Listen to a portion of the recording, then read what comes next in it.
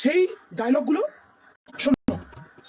বউদেরকে খুশি করতে গেলে না, বউদের কিছু কমন ডায়লগ আছে, আচ্ছা, বুঝলে?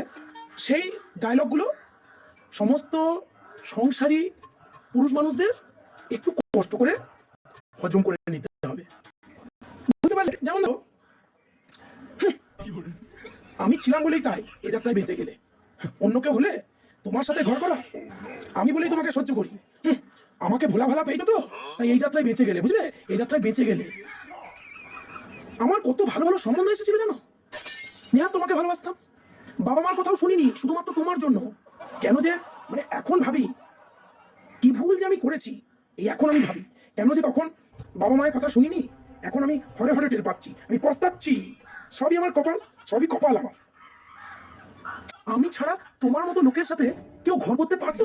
হ্যাঁ, এই আমি বলেই এখনো তোমার সংসারে মুখ বুজে পড়ে আছি। অন্য কেউ হলে না কবে পালাতো, এই রইলো তোমার সংসার করে। পুরুষ মানুষ না আমি ঢের দেখেছি, বুঝলে? তোমার মতো জীবনে কাউকে দেখিনি বাবা। তোমার না সারা জীবন বিয়ে করাই উচিত ছিল, বিয়ে করাই উচিত ছিল না তোমার।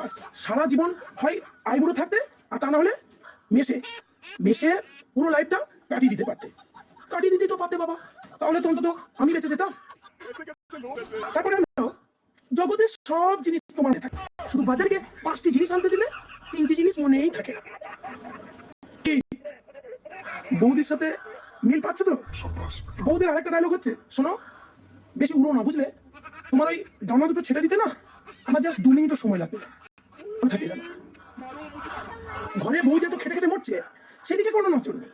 যেই দুজনে মিলে একটু বাজারে বেরোলাম, অমনি ওই পাশের পাড়ার বৌদির দিকে দেব দেব করে তাকিয়েছিলে, বলো? সব দেখেছি, আমি সব দেখেছি। কই ঘরে যে আমি এত সেজে গুজে থাকি, কই কোনোদিন এসে বলো না তো যে তোমাকে কি সুন্দর দেখতে লাগছে? কোনোদিন বলো না তো। বদমাইশ লক্ষ্য থাকা, জীবনটাকে ওরা জ্বালিয়ে দিল। আচ্ছা, আমি একটা কথা ভাবি যে আমার বাবা দাদারাও তো বাবু পুরুষ মানুষ, কত কর্মঠ, কত হিসাবি। ও তোমার মতো তো নয় বাবা। মানে বেছে বেছে আমার কপালেই জুটলো। ভগবান, ভগবান, এই লোকটার হাত থেকে আমাকে রক্ষা করো ঠাকুর। এই যাও তো, যাও যাও যাও।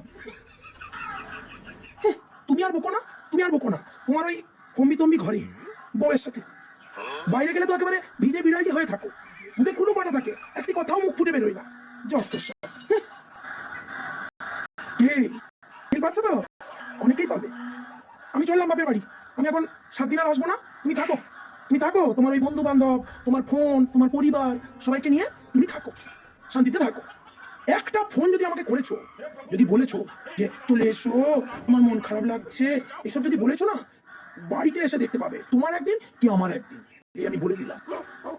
কি এত রাত, কখন বেরিয়েছো ঘর থেকে? এতক্ষণ যেখানে ছিলে সেখানে এদের খাবারটা খেয়ে আসতে পারতে, কেন জুটলো না বুঝি? খিদে পেলে সেই ঘর কথাই মনে পড়ে, তখন ওই বউয়ের হাতের উচ্ছে পেঁয়াজ ভাজাটাই ভালো লাগে। সব জামা আছে তোমাদেরকে, বুঝলে? এই শোনো, তোমার ওই গাধা গুচ্ছে বন্ধু বান্ধব নিয়ে যখন তখন ঘরে চলে আসবে না তো। আর যদিও বা আসো, বাড়ি থেকে খাবার কিনে ঘরে আসবে, এটা লঙ্গরখানা নয়। আর 24টা ঘন্টা আমি রান্না করে থাকতে পারবো না, এই আমি বলে দিলাম। সারাদিন ওনাদের জন্য বেগার খেটে মরো, আবার গুচ্ছবর্গ বাড়ি থেকে বন্ধু বান্ধব জুটি নিয়ে ঘরে আসবে। 2 দিন ছাড়া ছাড়া পিকনিক হচ্ছে, যত সব। জীবনটা একেবারে জ্বলে গেল। খবরের কাগজটা মুখস্থ করা হলো শোনা? পড়াটা শেষ হলে আমাকে জানিও, কেমন? একটু যারা গিয়ে আমাকে কৃতার্থ করবে, একটু ধন্য হবো আমি। যত সব টাইমের কোনো জ্ঞান নেই, আমাকে রান্না বসাতে হবে না, তাড়াতাড়ি যাও, বাজারটা এনে দাও। বিরক্ত লেগে যায় এক কথা 14 বার বলতে বলতে।